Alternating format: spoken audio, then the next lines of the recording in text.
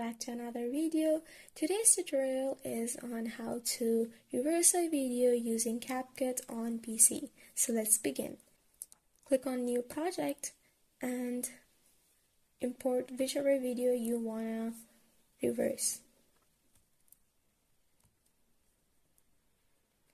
Let's make it bigger. Okay. Then drag it down to the timeline. And here's how our original video looks like.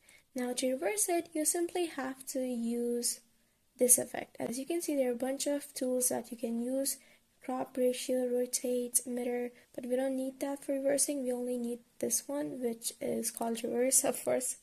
Simply click on it and it will start taking an effect in a little bit.